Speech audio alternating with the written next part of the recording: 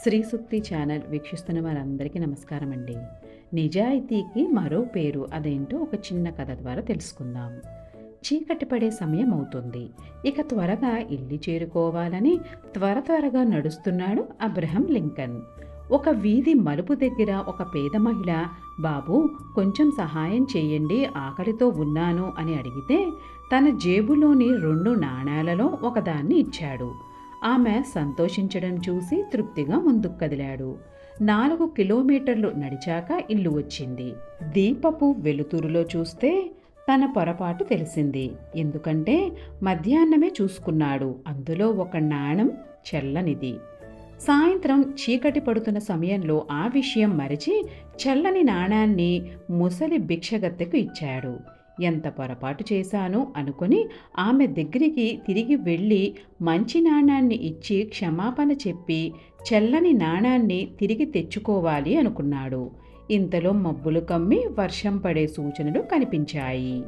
అయినా లింకన్ బయలుదేరాడు. వర్షం కురిసి తాను తడవకుండా ఉండాలని ఆయన కోరుకోలేదు.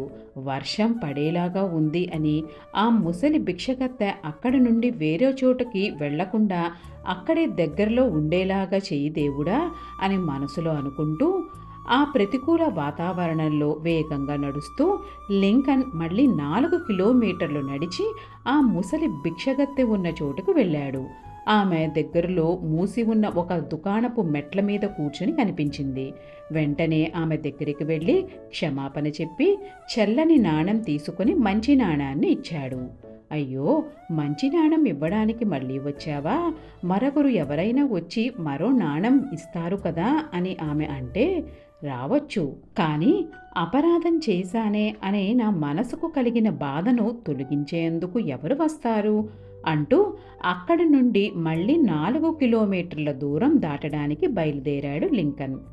మహాపురుషుడైన వ్యక్తి తన అంతరాత్మకు చీకటిలో కూడా జవాబుదారీగా ఉంటాడు. సర్వం శ్రీకృష్ణార్పణమస్తు. లోకా సమస్త సుఖినో భవంతు.